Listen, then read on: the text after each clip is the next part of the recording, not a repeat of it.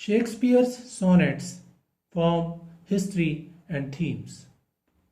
Hello and welcome to the discourse. Shakespeare's 154 sonnets, published in 1609, are among the most celebrated works in English poetry. They explore themes of love, beauty, time, mortality, politics, and human nature with more variety in tone, romantic, philosophical, ironic. A sonnet is a 14-line poem following a specific rhyme scheme. Shakespeare's sonnets adhere to the pattern AB-AB, CD-CD, EF-EF, GG, where the final couplet often summarizes the preceding lines or delivers a surprising twist. The meter is iambic pentameter. Each line consists of 5 iambs, metrical feet with an unstressed followed by a stressed syllable. Dadum, dadum, dadum, dadum, dadum. The strict structure of the sonnet makes it a challenging poetic form. Shakespearean sonnets differ from the traditional Petrarchan sonnets, which are divided into two parts, octave and sestet, with a volta in between. Unlike a Petrarchan sonnet, Shakespearean sonnets are 4 stanzas, 3 quatrains developing a theme or argument, rhyme scheme AB-AB, CD-CD, EF-EF, and an ending couplet concluding or resolving the conflict or idea, GG. Though Shakespeare's complete sonnets were not officially published until 1609 and likely without his consent, references to them appeared earlier. In 1598, Francis Mears mentioned Shakespeare's sugared sonnets circulating privately among friends. A year later, 5 of Shakespeare's poems, including 2 later identified as the Dark Lady Sonnets 138 and 144, were printed without permission in William Jaggard's anthology The Passionate Pilgrim. While Shakespeare dominated as a playwright in his time, the sonnet's popularity waned quickly.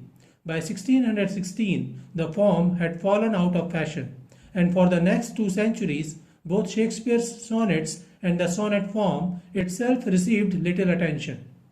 Publication and editorial controversies.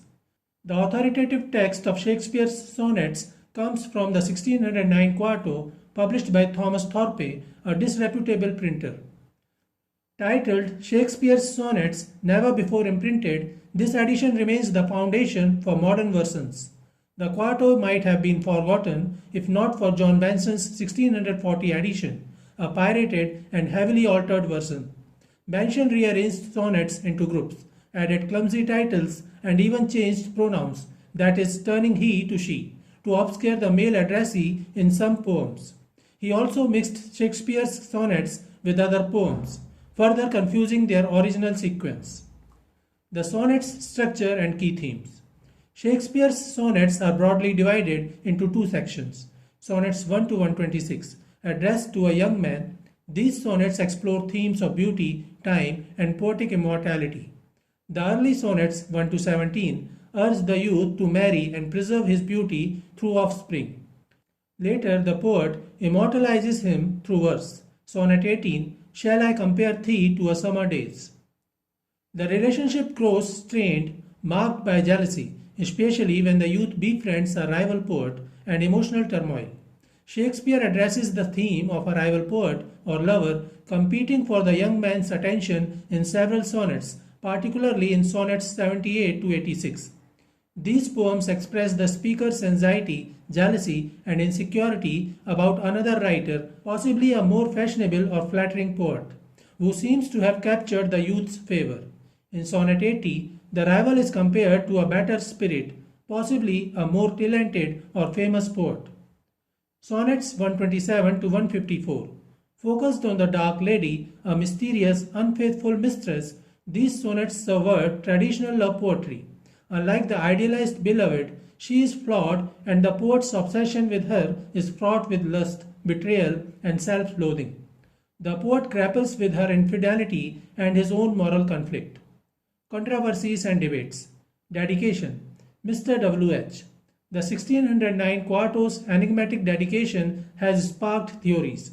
Leading candidates are Henry Wriothesley, Earl of Southampton, Shakespeare's known patron, and William Herbert, Earl of Pembroke, linked to Mary Fitton, a possible Dark Lady figure. autobiographical or fictional.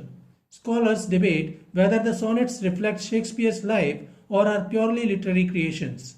Regardless, their enduring value lies in their poetic brilliance and emotional depth. Legacy.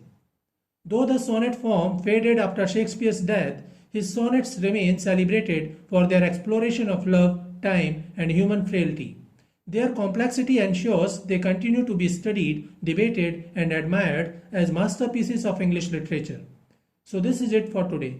We will continue to discuss the history of English literature. Please stay connected with the discourse. Thanks and regards.